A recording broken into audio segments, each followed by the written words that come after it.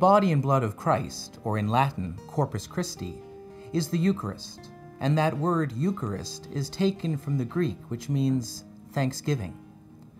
There are two experiences that I think of when I think of Eucharist. My home parish where I was raised is called Corpus Christi, and on the feast of Corpus Christi years ago, there would be a procession around the church with the host in an elaborate gold-colored display case called a monstrance. The Knights of Columbus in their full regalia were there, as were other parish organizations like the Catholic Women's League, St. Vincent de Paul, and many parishioners. But I also remember a family ritual we did almost every Saturday night growing up. We would pile into the car and drive 30 or 40 minutes to my grandmother's house, and arrive just as my grandmother was taking her homemade bread out of the oven. There were no bread machines then.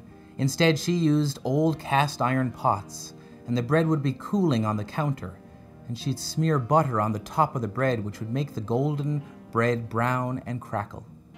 Then she would slice it up and serve it as we sat around the kitchen table and had a visit. Oh, it was very good. And it wasn't just us who came then. My aunts and uncles and cousins also came around too. I can still remember the sound of that bread and hear its crackle, and I love the memory of moments in Nan's kitchen. I share both those memories with you because they define something of my own relationship with the Eucharist, and if you bear with me, I think you might find something of your own relationship to this sacrament that we celebrate in the Mass. We can approach the Eucharist like we did in my home parish, with reverence and adoration. We can acknowledge it for what it is, the real presence of Jesus Christ, and we can hold it up and out there for our adoration and worship. And indeed, there is a place for that in our faith that is both right and proper. However, if this is all that Eucharist is, then may I take the risk to say we have missed something. For we have not grasped the deeper meaning of what Christ has left us to remember. You see, Eucharist is not only an object of adoration or worship.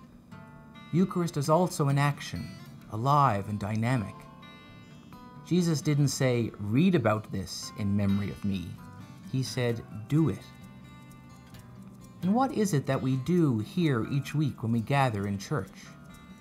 Yes, we pray and we sing, and we are reverent before the Eucharist, and rightly so. But we also take the Eucharist and eat it, swallowing it, and in doing so we take Jesus Christ into our very flesh and bone. When we eat anything, our bodies transform it into energy for our brains, our hearts, and our blood. The food you ate today is powering the systems of your body right now. The bread and wine of the Eucharist follows the same path. It is Jesus Christ, fully human and fully God, who lived and died out of love for us, who merges himself into our very own flesh and bone. That is the wondrous miracle, so hidden in something so ordinary, bread and wine consumed in a ritual we have been doing countless times before.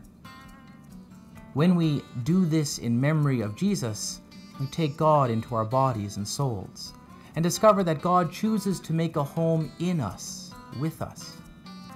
It is not in tabernacles or on altars that God ultimately settles, but here, in you and me. But even with that, Eucharist is not kept to be just for you and me in here. The Eucharist is celebrated among us for a reason. It is not the object of private devotion, but finds its completion in the community. You and I will both receive the Eucharist as individuals, but we do it with one another. We share it with one another, and it is available for all who believe. It is essential to Eucharist that we experience it together. In the Gospel, Jesus feeds a huge crowd, reminding us that this meal that we share belongs in me and in you, and in all of us together, a common link. Why do I remember those visits to my grandmother? Not because her bread was delicious, though it was.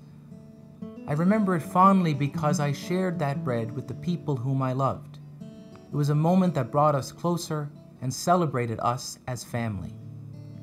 And it was a family of all kinds. Some of us were kids and teenagers.